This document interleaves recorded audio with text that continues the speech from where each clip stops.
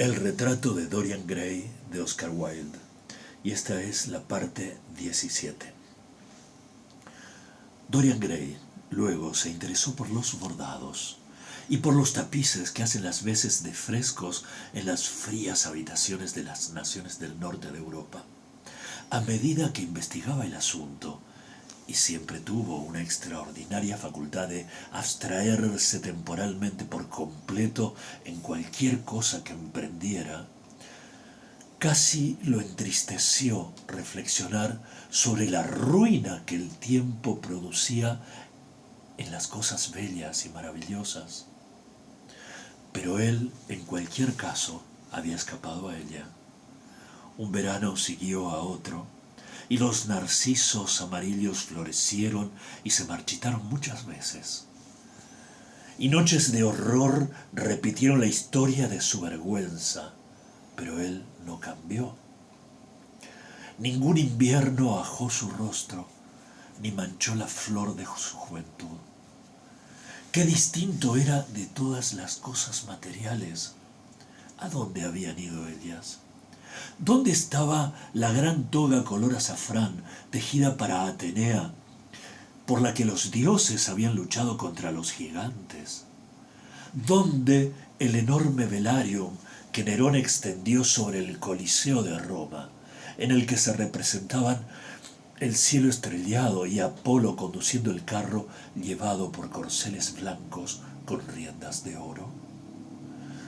Deseaba ver las curiosas servilletas labradas para Heliogábalo, en las que se mostraban todas las exquisiteces y viandas que pudieran desearse en un festín.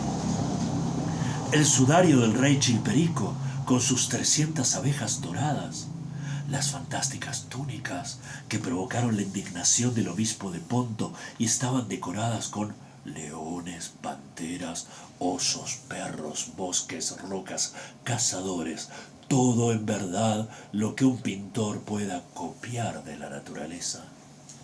Y el abrigo que Carlos de Orleans lució una vez, en cuyas mangas se habían bordado los versos de una canción que comenzaba Madame, je suis tout joyeux, con el acompañamiento musical de las palabras labrado en hilo de oro y cada nota una forma cuadrada en aquel tiempo formada por 4 perlas.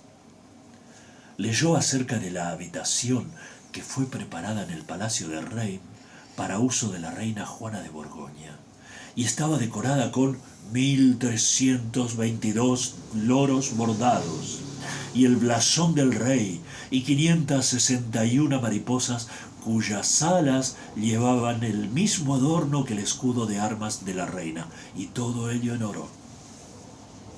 Catalina de Medici tuvo un lecho de muerte hecho para ella de terciopelo negro salpicado de medias lunas y soles. Sus cortinas eran de damasco, con coronas de hojas y guirnaldas representadas sobre un fondo de oro y de plata y bordes ribeteados de perlas bordadas. Y en una habitación colgaba en hileras la divisa de la reina en terciopelo negro sobre una tela de plata.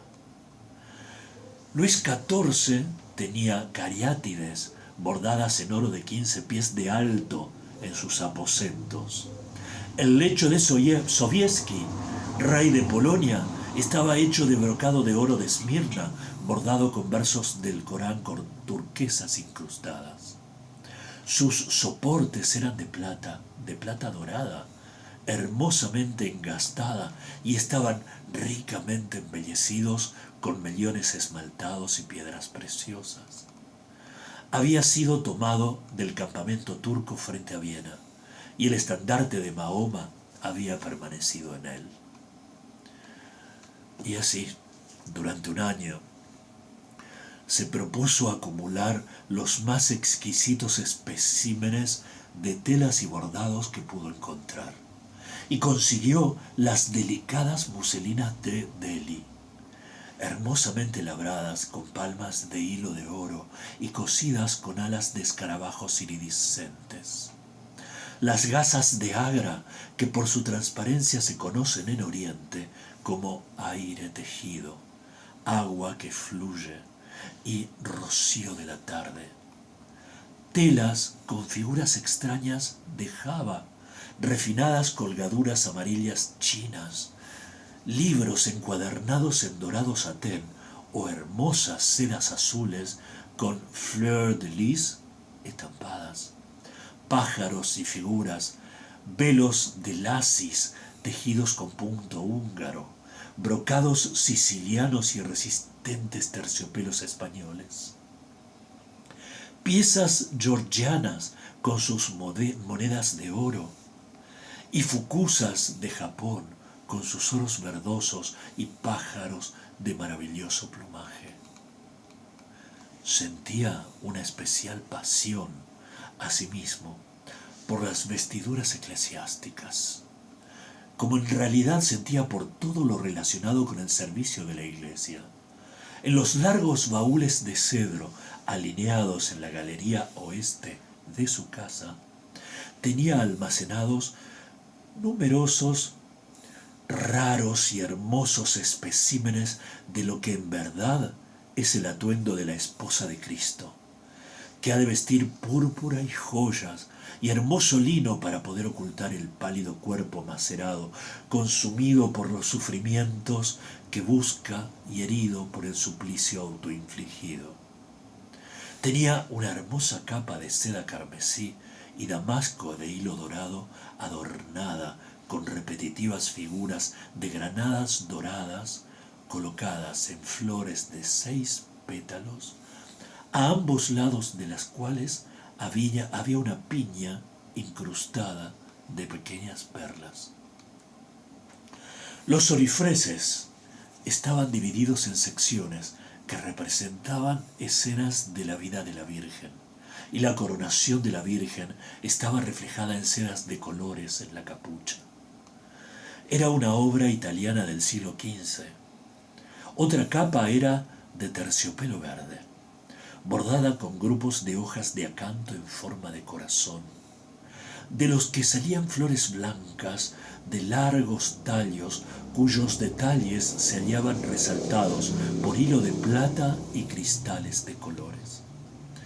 El broche mostraba una cabeza de serafín, bordada en hilo de oro. Los orifreses eran de seda roja y dorada, y estaban salpicados de medallones de una infinidad de santos y mártires, entre los que se encontraba San Sebastián.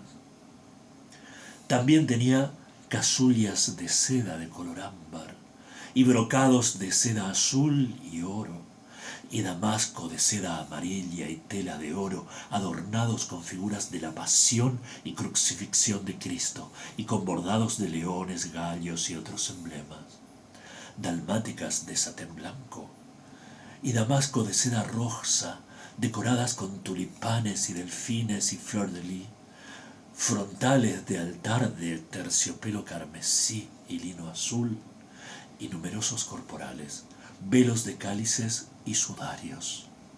En los oficios místicos a los que servían aquellos objetos había algo que estimulaba su imaginación,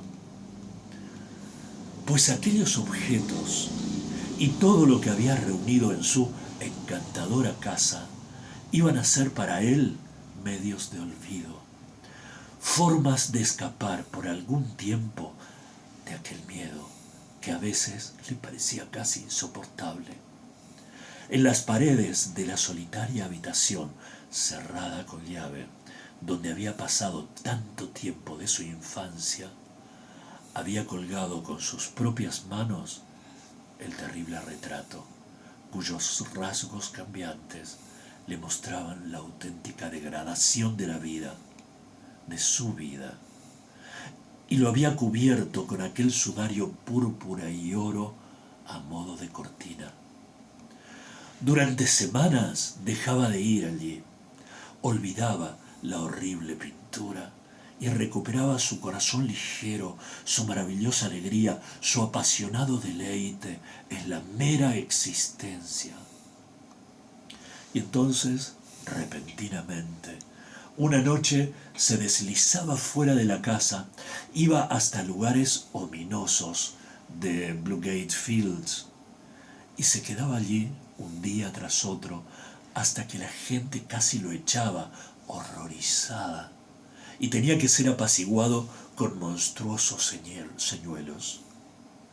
A su regreso solía sentarse delante del cuadro, a veces odiándolo a él y a sí mismo, pero lleno en otras ocasiones de ese orgullo de la rebelión que es casi la fascinación del pecado, y sonriendo con secreto placer ante la deformada sombra que tenía que soportar la carga que debiera haber sido suya. Pasados unos pocos años, no pudo soportar estar mucho tiempo fuera de Inglaterra. Abandonó la villa que había compartido en Trouville con Lord Henry, así como la casita con valla blanca en Argel en la que más de una vez había pasado el invierno. Odiaba estar separado del cuadro que tan parte de su vida era, y también temía que en su ausencia alguien pudiera acceder a la habitación, a pesar de los sofisticados cerrojos y trancas que hizo poner en la puerta. Era muy consciente de que éste no podría decirle nada. Cierto era que el cuadro aún conservaba, bajo toda la vileza y la fealdad del rostro, su notable similitud con él, pero ¿qué podía nadie deducir de ella? Se burlaría de cualquiera que intentara mofarse. Él no lo había pintado. ¿Qué le importaba lo vil y lleno de ignominia que apareciese? Incluso si les contaba la verdad, ¿lo creerían? Sin embargo, tenía miedo. A veces, cuando se hallaba en su gran casa de Nottinghamshire, entreteniendo a los jóvenes de moda de su clase, que eran sus principales compañeros, y asombrando al condado con el lujo sin freno y el esplendor magnífico de su modo de vida, solía abandonar repentinamente a sus invitados y correr a la ciudad para comprobar que la puerta no había sido manipulada y que el cuadro seguía allí. ¿Y si lo robaban? El mero pensamiento lo helaba de horror. Sin lugar a dudas, el mundo conocería entonces su secreto. Quizá el mundo lo sospechara ya, pues al mismo tiempo que fascinaba a tantos, no eran pocos los que desconfiaban de él.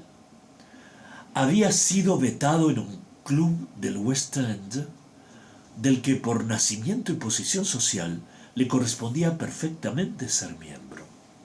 Y en cierta ocasión, cuando fue llevado por un amigo al salón de fumar del Carlton, el duque de Berwick y otro caballero se levantaron de una manera ruidosa. Historias extrañas comenzaron a correr sobre él después de cumplir los 25.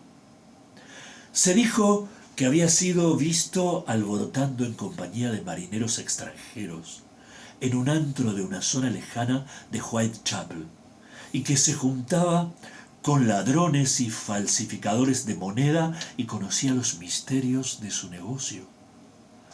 Sus llamativas ausencias se hicieron notorias, y cuando solía reaparecer en sociedad, los hombres, celosos del extraño amor que inspiraba en las mujeres, susurraban entre sí en los rincones, o pasaban por su lado con un gesto de desdén, o lo miraban con ojos escrutadores y fríos, como si estuvieran decididos a descubrir su secreto.